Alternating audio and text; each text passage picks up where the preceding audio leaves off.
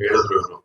Bro ಇವ್ರಿಗೆ ನೀವು ಫಸ್ಟೇ ಹೋಗ್ಬಿಟ್ಟು ಸಿಟ್ ಸ್ಟೇ ಎಲ್ಲ ಕಮಾಂಡ್ ಕೊಟ್ರೆ ಕೇಳಲ್ಲ, ಅವಕ್ಕೂ ಆಟಿಟ್ಯೂಡ್ ಇರುತ್ತೆ, ನೀವು ಅವನ್ ಫಸ್ಟ್ ಡಾಮಿನೇಟ್ ಮಾಡಕ್ ಬಿಡ್ಬೇಕು ಅಂತ. ಬಂಟಿ ಜೊತೆ ಜಾಸ್ತಿ ಮಾಡಿದ್ದು ಅಲ್ಲ, ಇಲ್ಲ ಇವ್ರ ಜೊತೆ ಸರ್, ಯಾಕಂದ್ರೆ ಮನುಷ್ಯರ ಜೊತೆ ಒಂದ್ ಸ್ವಲ್ಪ ಫಿಲ್ಟರ್ ಇದ್ದೇ ಇರುತ್ತೆ, ಏನೇ ಪ್ರೀತಿ ತೋರ್ಸುವಾಗ ಆಯ್ತು ಹ್ಯೂಮನ್ ಅಂತ.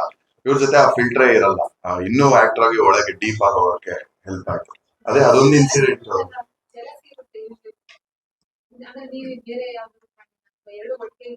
ಇಲ್ಲ ಇವ್ರಿಗ ಜಲಸಿ ಇಲ್ಲ ಮೇಡಮ್, ನನಗ್ ಸ್ವಲ್ಪ ಜಲಸಿ ಆಗ್ತಾ ಇತ್ತು. ಕಾಲೇಜ್ ಫೆಸ್ಟ್ ಗೆಲ್ಲ ಹೋದ್ರೆ ಎಲ್ಲ ಇವ್ರನ್ನೇ ಮುಗಿಕೊಂತಾರೆ, ನನ್ನನ್ನ ಮಾತಾಡಿಸ್ತಾ ಇರ್ಲಿಲ್ಲ.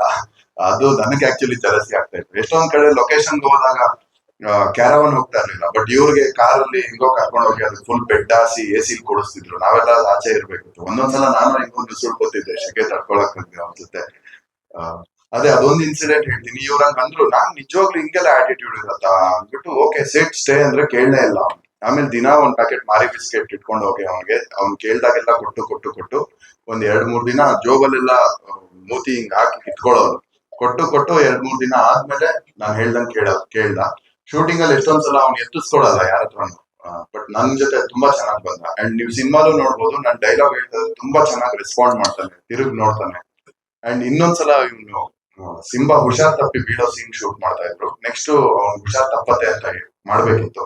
ಮಕ್ಳ ಜೊತೆ ಆಟ ಆಡ್ತಾ ಅವ್ನ್ಗೇನೋ ಕಿವಿ ಇಚ್ಚಿಂಗ್ ತರ ಆಗಿ ಅವನೇ ನೆಲಕ್ಕೆ ಹಿಂಗೆ ಉಜ್ಕೊಂಡು ಮಲ್ಕೊಂಡ್ಬಿಟ್ಟ. ಸೊ ಆತರ ಒಂಥರ ನೇಚರೇ ಸಪೋರ್ಟ್ ಮಾಡ್ದಂಗೆ ಅನಿಸ್ತು ಎಷ್ಟೊಂದು ಸೀಕ್ವೆನ್ಸ್ ಗಳು.